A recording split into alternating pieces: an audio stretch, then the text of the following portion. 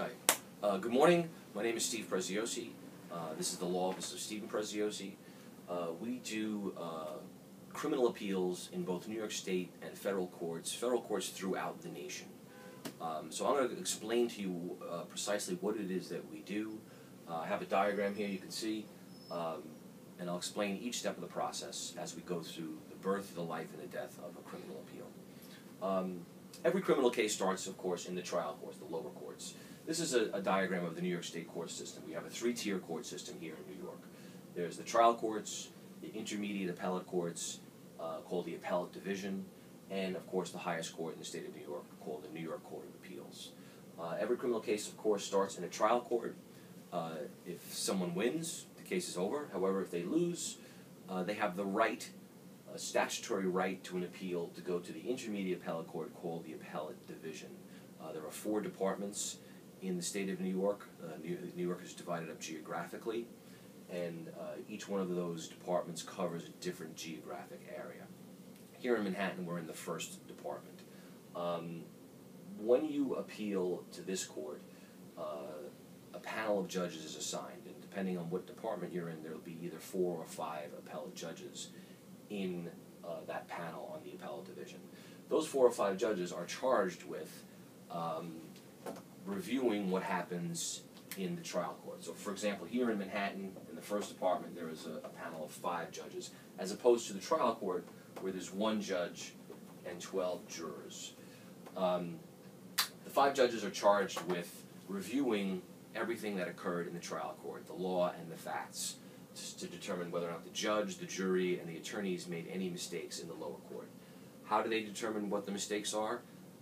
That's my job. My job is to write a brief and explain to them what mistakes occurred in the lower court. The appellate division reads my brief. I also serve the brief on the prosecution. The prosecution answers my brief. I'll have the opportunity for a reply brief, and the brief is basically a very complex legal document where I read the entire trial transcript, the entire record that occurs in the lower court. I find the mistakes, I do legal research and writing, and I write to these judges in the form of a brief.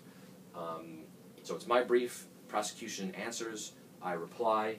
Once the appellate division, this intermediate appellate court, has all of those documents, they have what's called oral argument. They call us into their court, and I stand in front of a panel of judges. There's 4 judges here, that's in the 2nd department, but in the 1st department there would be 5-judge panel, and I stand in front of them, and I usually have a maximum of 15 minutes to answer their questions about my brief, about the law, about the facts of my case. So, as I said, going from the trial court to the intermediate appellate court, I have the right to an appeal. However, if I lose at the appellate division level, I can go up to the highest court in the state of New York, but I have to ask for permission. Asking for permission is called petitioning for certiorari, and there's a 7-judge panel here in the New York Court of Appeals. So those 7 judges have the same responsibility of reviewing what happened here in the lower courts. If I win, same thing.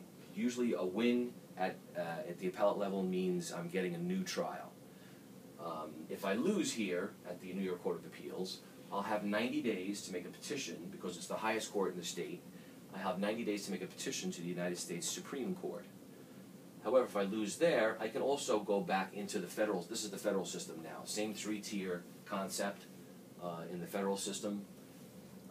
If I lose my petition to the United States Supreme Court, I can also make a petition for a writ of habeas corpus to the United States District Court here at the trial level court in the federal system. This court will review only constitutional issues that occurred in all 3 of these courts, if there were any United States constitutional violations. The district court has the responsibility of reviewing it, and habeas corpus is Latin for you have the body, meaning my client is being held in prison against his constitutional rights. So the district court will review everything that happened here. They act as a court of review. If I lose here, I have to ask permission first of the district court for a certificate of appealability, COA, certificate of appealability.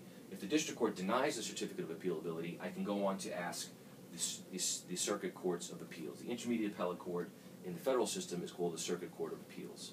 I'm going to review that in more depth in the federal video. Again, if that doesn't happen, that's where it ends on the writ of habeas corpus. That is basically the birth, life, and death of a criminal